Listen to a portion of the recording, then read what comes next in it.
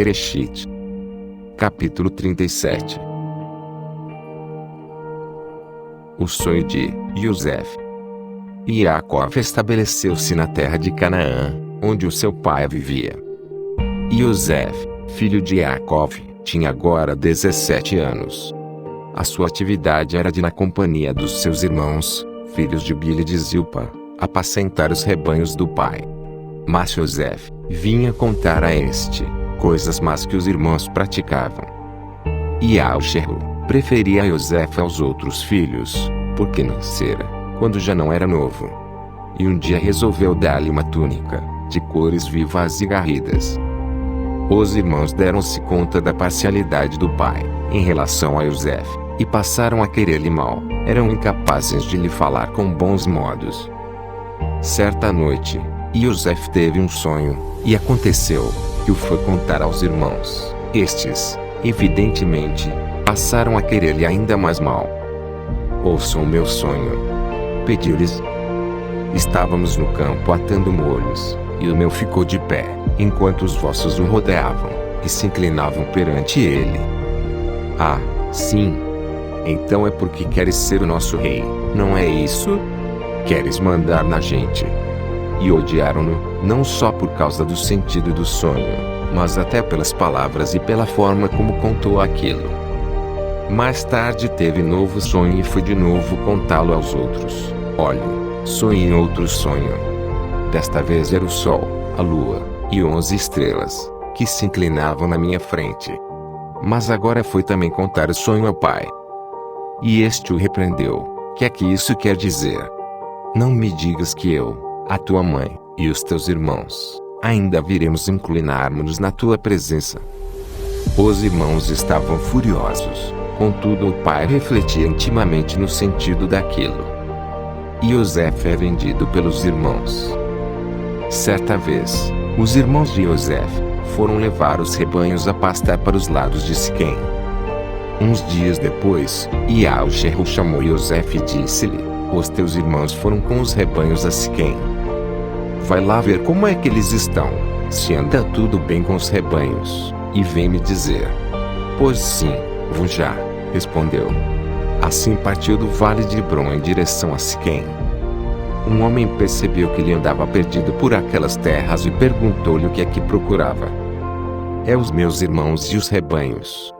Sabes onde estão? Sim. Realmente não estão mais aqui. Ouvi-lhes dizer que iam para Dotã. Yosef seguiu nessa direção e encontrou-os lá.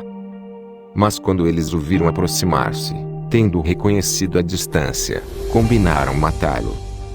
Lá vem o tal sonhador. Vamos matá-lo. Lançamo-lo em um destes poços sem água e dizemos ao pai que foi uma fera que o comeu. Agora é que vamos ver o que é feito dos seus sonhos.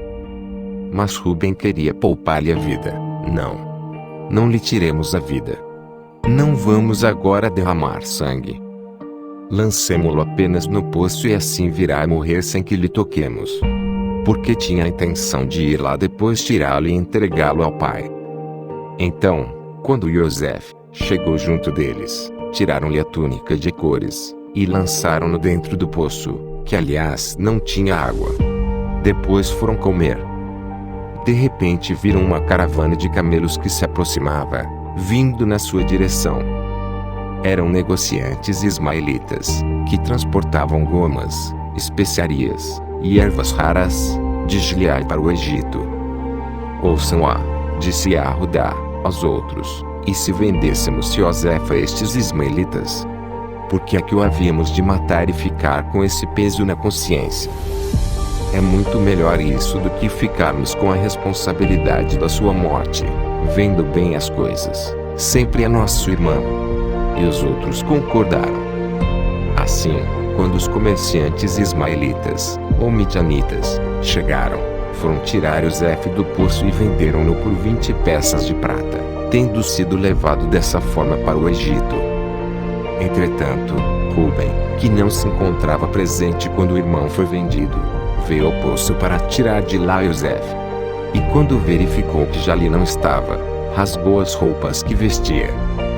Desapareceu o moço. E agora, o que é que eu faço? lamentava-se junto dos irmãos. Estes mataram um cabrito, sujaram com o sangue a túnica de Yosef, e mandaram-na para o pai, pedindo-lhe que a identificasse. Encontramos esta túnica. Não será de Yosef? O pai reconheceu-a imediatamente. Sim, é a túnica do meu filho. Foi certamente um animal feroz que o desfez em pedaços que o tragou.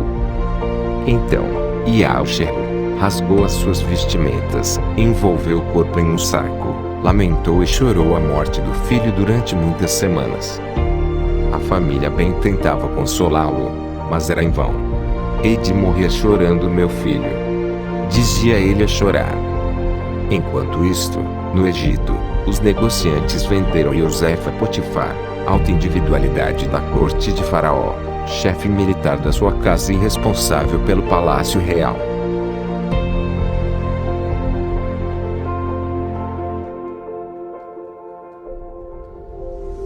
Bereshit, capítulo 38. Yahudá e Tamar. Por essa ocasião, Yahudá deixou a sua casa e foi viver em Adulão, com um homem chamado Hirá. Aí encontrou uma moça cananita, com quem casou, e que era filha de um indivíduo de nome Suá. Foram viver em Cazibe, e tiveram 3 filhos, Onã e Selá. O primeiro foi o pai quem lhe deu o nome, os outros 2 foram a mãe. Quando o mais velho, se tornou grande, Yahudá arranjou-lhe casamento com uma moça de nome Tamar. Mas tinha uma conduta muito censurável aos olhos de Yahweh, Elohim, o qual, por isso, teve de lhe tirar a vida. Então, Yahudá disse a Onã, o irmão a seguir de deves casar com Tamar, pois é o que a nossa lei exige do irmão de um homem que tenha morrido, de forma que o primeiro filho que tiveres dela seja herdeiro do teu irmão. Mas Onã não estava de acordo em ter filhos, que não viessem a ser considerados como seus. Por isso, embora tendo aceitado esse casamento, quando se deitava com ela deixava sua semente desperdiçar-se fora dela, a fim de evitar ter filhos que se tornassem descendentes do irmão. Isto que ele fazia era reprovado pelo Yahweh, Elohim, por isso, também lhe tirou a vida.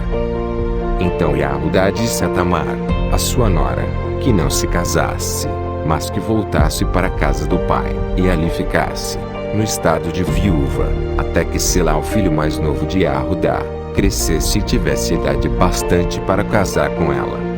Contudo, ao dizer isto a Tamar, ele tinha receio que Yahweh, Elohim também viesse a matar-lhe este filho, tal como os outros 2. E Tamar foi para a casa dos seus pais. Com o decorrer do tempo, veio também a morrer a mulher de Yahudá. Este, depois de passar o tempo do luto, foi, com seu amigo Hirá, o Adulamita, vigiar o trabalho dos tosquiadores dos seus rebanhos, em Tina. E disseram a Tamar, que o sogro ia a Tina, ver os trabalhos da tosquia. Ela, constatando que Yahudá não tinha nenhuma intenção de deixar que o filho mais novo casasse com ela, apesar do moço já ser grande, tirou os vestidos de viúva, cobriu o rosto com um véu, arranjou-se de forma que não a reconhecessem, e foi sentar-se à beira do caminho, à entrada da localidade de Enaim, na estrada para Tina. Yahudá reparou nela quando passava por aquele lugar, e tomou-a por uma mulher que se quisesse se vender, visto que não a reconheceu por ter o rosto encoberto. Por isso parou, foi ter com ela, e convidou-a a vir deitar-se com ele, não sabendo portanto que se tratava da nora. "Quanto me dás?" perguntou-lhe ela. "Mando-te um cabrito do meu rebanho." "E que penhor me das tu como garantia do que prometes?" "Bom, que queres tu que te dê?" "Quero teu selo identificador, e a vara que tens nas mãos," respondeu-lhe. Ele aceitou, ela foi com Yahudá, e ficou grávida. Depois tornou a pôr os vestidos de viúva, que trazia de costume. Yahudá pediu ao seu amigo Hirá que levasse à mulher o cabrito prometido, e trouxesse os penhores que lhe deixara. Contudo, quando aquele foi à procura dela, não pôde encontrá-la. e andou a perguntar aos homens do lugar, se sabiam da prostituta que se punha junto ao caminho, ali à entrada de Enaim. Nós aqui, nunca tivemos uma mulher dessas, responderam-lhe. Sendo assim, voltou para Yahudá, dizendo-lhe que não a tinha encontrado, e contando-lhe o que os homens de lá tinham dito. Paciência. Que fique então com o que já tem, conquanto não venhamos a cair em ridículo. Fizemos o que devíamos, mandei-lhe o cabrito, mas tu não achaste. Uns 3 meses mais tarde, vieram avisar a Yahudá de que Tamar, a sua nora, estava grávida, evidentemente, por ter cometido adultério com alguém. Tragam-na, para que seja queimada, gritou ele. Quando a foram buscar, ela mandou um recado ao sogro, o homem que é dono deste selo identificador, e desta vara o pai do filho que estou à espera. Reconhece-os? E Yahudá admitiu que realmente as coisas fossem dele, e disse, ela é mais justa do que eu, porque não cumpri a minha promessa de lhe dar o meu filho Selá, que, no entanto, não se casou com ela. No devido tempo Tamar deu à luz 2 gêmeos. E quando estavam a nascer, aconteceu que a mão de um deles apareceu de fora, e a parteira pôs-lhe um fio vermelho à volta do pulso, assinalando como tendo sido o primeiro a aparecer, mas depois tornou a puxar a mão para dentro, e foi outro quem veio a nascer primeiro. Como é isso, que conseguiste aparecer primeiro? Disse ela. E ficou a ser chamado Perez. Logo depois apareceu o irmão, com o fio no pulso, e chamaram-o Lisoro.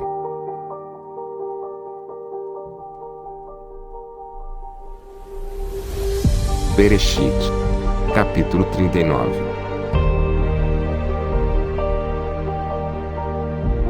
Yosef, e a mulher de Potifar.